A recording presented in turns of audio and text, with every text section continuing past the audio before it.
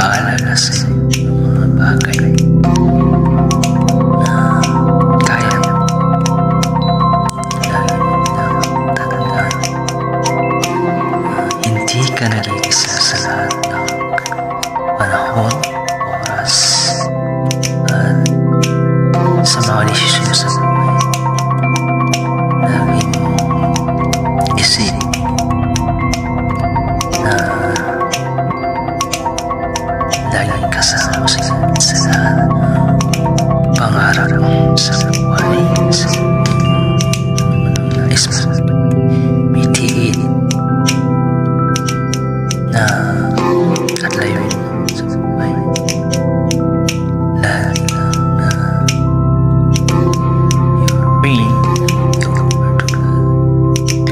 na kailangan kang tumigil at malakas dahil yung maging wetaan ay ikaw mismo yung magpupursige sa pangarap. Ikaw yung gagalaw at gagalaw. Huwag naman kang ma-distract o ma-disappoint kung ano man yung sa buhay. Marami talagang hindi sangayon at hindi talaga let's say the truth is duda sila sa kaya na baka hindi mo kaya, baka hindi mo kakayanan, hindi mo magagawa, hindi mo makukuha ang iyong pangarap, hindi ka magiging successful sa buhay. Pero laging tandaan, walang masamang mangarap sa buhay dahil naman mo gusto mo change of your life. Umangat sa buhay pagkat tama may pangarap, hindi susunod sa hamon ng buwan, hamon ng puso, ahan lang sa madabangan, babangan, sisipag, patuloy, doon versus kay God. Sika, magtiwala ka sa kasi versus talaga nagtitiwala sa'yo lahat ng hindi naman. Pero yung tao kapag nangako natin masasabi natin napapako, pero ang kabatihan at ang kanyang plan is best plan. Dahil lang yung pangarap mo sa buhay. Kasi lagi goal and focus lang din talaga.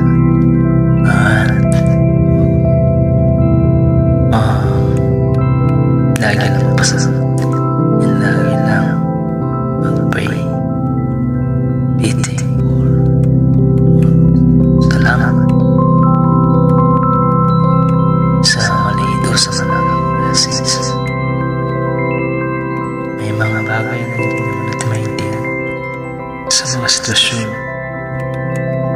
Bagamat yung pagsubok dito kasi sinusukat at tinitest ka kung hanggang saan hindi ba sa gusto mong tinatahak pangarap. Tinitest yung attitude at yung nais mong bitiin mo sa buhay between your dreams and achievement sa buhay. Basta lang makalimot kung saan ka nanggaling. Nakahaba ka pa rin sa lupa. It means tagumpay ay hindi ka pwedeng makalimot kung saan ka nagaling doon sa kasi madalas kasi naging successful sa buhay, mataas na changes attitude at lagi lang last down to the may have mistake to focus if we eating love your work alin ang ginagawa at kung saan masaya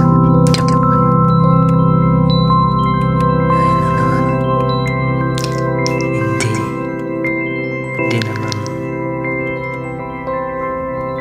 magasa hindi ang ibang tao o pamilya o kahit sino ang gagawa sa buhay. It means sa kaya ni God yung pagiging gusto ko sa buhay at focus lang. Angel, I appreciate you. Kung maliit at malaki, nangyayari sa buhay na kung saan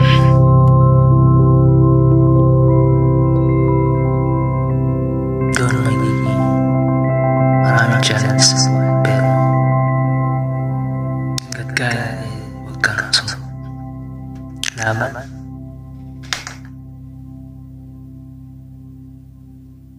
Lagi lang magdiwala at magpasalamat.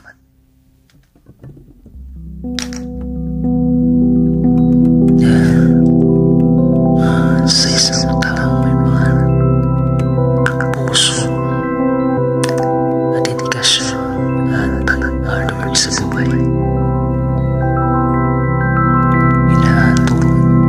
sa isang anak na kung saan super hardworking, pagiging masinong sa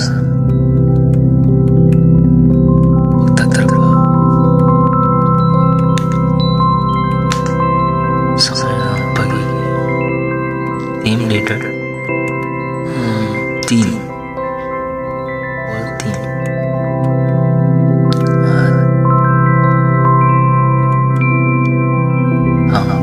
sa inerasyon,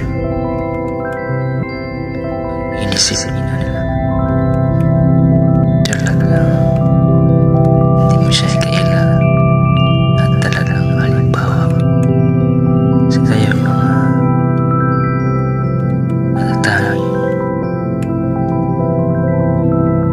natatanging isang buwaran at isang halimbawa sa pagiging hardworking, pagiging masipag.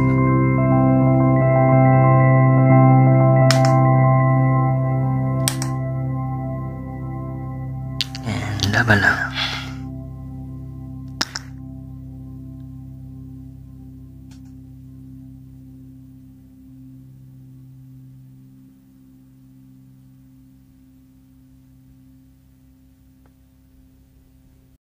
Content for reminders sa bawat may pangarap sa buhay. Sabay-sabay po tayong mangarap at magtagumpay sa buhay na kasama sa Lord. Huwag po tayong lumayo at lagi tayong lumapit at tumawag sa Kanya at magdasal. Huwag magdasal, magpasalamat at yakapin ang mga pangyayari sa buhay. Napakabuti ng Diyos at salamat ka sa lahat ng iyong sa lahat ng oras. Hindi ka kayang iwan ni Lord. So, God love you. Sabay-sabay tayong mga magtagumpay. Kung nagustuhan nyo, nakasama si Lord, no? Kung nagustuhan nyo aking content as reminders po sa bawat sa may pangarap sa buhay, no? Alam kong lahat tayo may pangarap sa buhay. So, kung nagustuhan nyo, click and comment, click the bell button para lagi kayong notify at lagi nyo mapanood ang aking vlogs. Marami pong salamat. Marami pong salamat. God bless po sa bawat isa. Thank you. And naway panoorin nyo po ng mahaba at pakinggan at lang lalo na basahin po yung mga features na nilagay ko. Talagang malaking reminders po sa bawat isa, lalo na rin ako. God bless po. Bye bye.